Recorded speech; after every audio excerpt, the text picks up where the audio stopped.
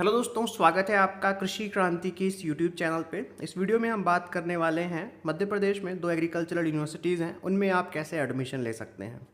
Admission notification recently release कर दिया गया है मास्टर्स और पीएचडी डिग्री प्रोग्राम्स में 2022-23 के सेशन में। यानी अगर आप फाइनल ईयर में हैं या फिर पीजी के सेकेंड ईयर में हैं तो यहाँ पे आप अप्लाई कर सकते हैं अपने मास्टर्स और पीएचडी कोर्स में। ठीक है, दो यूनिवर्सिटी हैं, दोनों का कंबाइंड एग्जामिनेशन होता है, ये तो आपको पता ही होगा।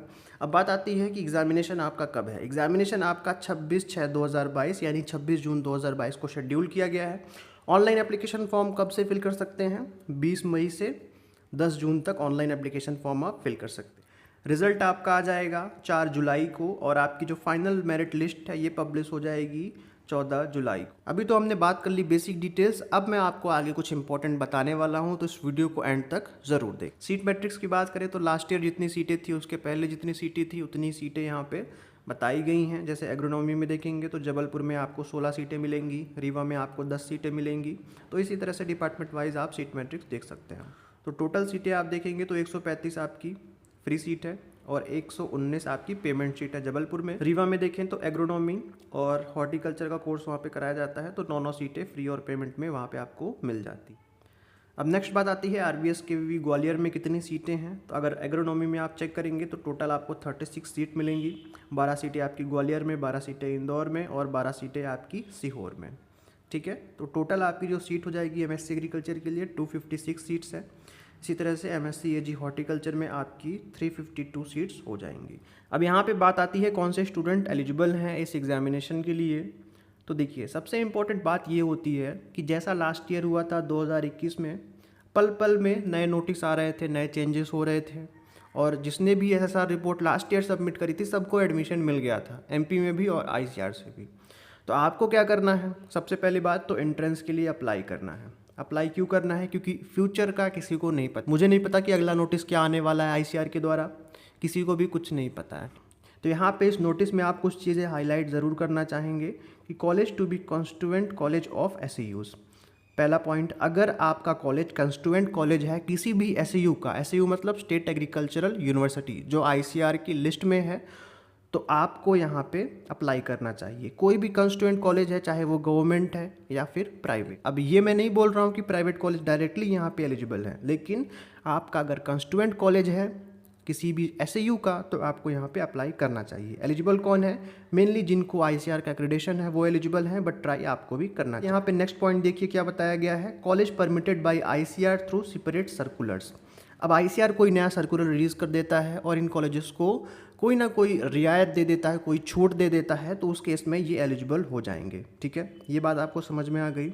अब इसके बाद अब ऐसा नहीं है कि बिना सर्कुलर के आप एलिजिबल हो जाएंगे। सर्टिफिकेट्स आपको एडमिशन के टाइम पे दिखाना पड़ेगा, जो भी रिलेवेंट डॉक्यूमेंट्स। नेक्स्ट बात आती है students belonging to private colleges not accredited by ICR but affiliated to universities accredited by ICR are not eligible to apply. तो अभी के केस में ऐसे प्राइवेट कॉलेजेस, चाहे वो एफिलिएटेड हों एसईयू से या फिर ना हो, वो एलिजिबल नहीं है जब तक कि उनमें आईसीआर का एक्रेडिटेशन डायरेक्टली उस कॉलेज में ना हो। ठीक है, आई होप आपको ये चीज़ समझ में आ गई होगी।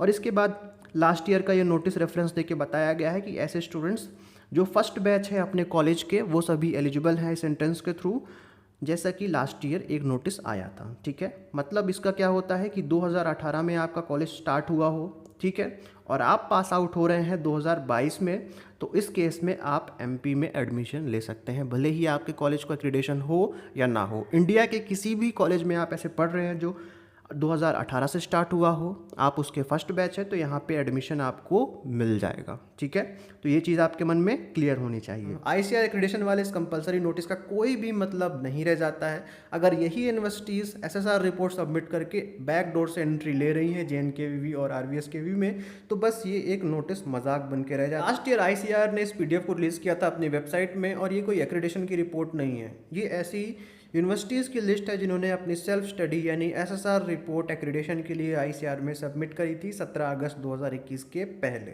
अब इसके बाद बात आती है प्राइवेट यूनिवर्सिटीज़ की, और शुरू होता है प्राइवेट यूनिवर्सिटीज़ का खेल। जयपुर की हो गई जेएनयू, जीडी गुनेका हो गई, चंडीगढ़ यूनिवर्सिटी हो गई, इटर्नल यूनिवर्सिटी हो गई, हिमगिरी जी यूनिवर्सिटी हो गई, Parul university, Khalsa university, Vivekananda global university, Jagannath university Rajasthan की। अभी के इस नोटिस के हिसाब से ये सभी यूनिवर्सिटीज़ एमपी एंट्रेंस में एलिजिबल हैं। ठीक है, ज्योति विद्यापीठ हो गई, कैरियर पॉइंट हो गई, तीर्थंकर महावीर को तो चलो एक्रेडिटेशन मिल ही गया है, के.एन. मोदी यूनिवर्सिटी हो, RKDF एमपी की हो गई, खालसा कॉलेज पंजाब की हो गई, सत्य साई यूनिवर्सिटी सीहोर की हो गई, CH रायसोनी यूनिवर्सिटी एमपी की है, AKS यूनिवर्सिटी हो गई, माधव यूनिवर्सिटी हो गई। इसमें मुझे समझ में नहीं आता कि सेकंड और थर्ड पॉइंट उन्होंने किस चीज़ से ऐड कर रखा है। थर्ड पॉइंट को आप हटा दो या फिर सेकंड पॉइंट को हटा दो, दोनों चीज़ें तो एक साथ मतलब औचित्य नहीं है दोनों का।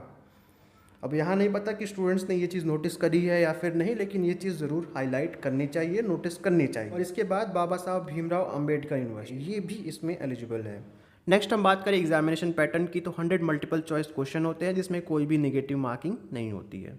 MSc AG के लिए जो सिलेबस आपने BSc AG में पढ़ रखा है वही सिलेबस। एग्जामिनेशन सिटी की बात करें तो यहाँ पे 5 एग्जामिनेशन सेंटर आपको MP में मिलते हैं। MP के अलावा कहीं पे भी इसका सेंटर नहीं होता है। तो जबलपुर हो गया, सतना हो गया, भोपाल हो गया, इंदौर हो गया और ग्वालियर। अब नेक्स्ट बात आती है यहाँ पे आपको अप्लाई करना चाहिए या फिर नहीं। अदर स्टेट से हैं अदर देन MP तो भी आपको इसमें ज़रूर अप्लाई करना चाहिए, क्योंकि लास्ट राउंड में करीब करीब 150 से ज़्यादा सीटें ही वेकेंट रह जाती हैं, जिसमें मैक्सिमम एडमिशन लेता है कौन, अदर स्टेट स्टूडेंट। उसमें भी राजस्थान के स्टूडेंट सबसे ज़्यादा एडमिशन लेते हैं। RBSKV ग्वालियर और JNKV में। राजस्थान के जितने भी स्टूडेंट्स हैं उनके मन में तो भाई पहले से ही ऑलरेडी क्रेज़ है इस एंट्रेंस को लेके, क्योंकि यहाँ पे उनको सीटें आराम से मिल जाती हैं। अब ऐसे स्टूडेंट्स जिन्होंने अभी तक कुछ भी नहीं पढ़ा है, लास्ट के 1 महीने बचे हैं और 1 महीने में अब दिमाग में आ रहा है कि हाँ आप PG कर लेना चाहिए, तो इस एंट्रेंस में अप्लाई कर दीजिए। 3 बुक हैं, सुंडा, कात्यायन और SR कांतवा, तीनों ही घोट के पी जाइए 1 महीने में, आपका यहाँ पे सिलेक्शन हो जाएगा। एग्जामिनेशन का लेवल इतना ही आता है। अगर आप चाहोगे कि सर क्वेश्चन पेपर बता दो तो क्वेश्चन पेपर भी आपको मिल जाएगा। कहाँ पे मिलेगा, एग्री दीक्षा ऐप पे आपको क्वेश्चन पेपर का PDF भी मिल जाएगा। ये जो क्राइटेरिया होता है 60 to 70 यही डिसाइड करता है कि आप अपने चॉइस का सब्जेक्ट पढ़ेंगे या फिर आप कोई रैंडम सब्जेक्ट जिसमें आपका इंटरेस्ट नहीं है वो पढ़ेंगे। वीडियो पसंद आया तो इस वीडियो को लाइक ज़रूर कर देना। इस वीडियो को हम एम रखते हैं 300 लाइक्स का। बहुत जल्द मुझे 300 लाइक्स इस वीडियो पे चाहिए, क्योंकि मैंने इस वीडियो पे जितना भी हो सकता है आपके लिए इंपॉर्टेंट इन्फॉर्मेशन सभी देने का प्रयास किया है। इस वीडियो को अपने दोस्तों तक ज़रूर शेयर करें जिससे उन्हें भी इन्फॉर्मेशन MSc AG से रिलेटेड मिल पाए। चैनल पे नए हैं तो सब्सक्राइब कर लें और बेल आइकन प्रेस कर लें, क्योंकि ऐसे ही और भी वीडियोस आपको चैनल पे देखने को मिलती रहेंगी। मिलता हूँ दोस्तों किसी नए वीडियो में किसी नए अपडेट के साथ। तब तक स्वस्थ रहें, मस्त रहें, देखते रहें कृषि क्रांति YouTube चैनल। सचित आनंद के साथ बहुत बहुत धन्यवाद।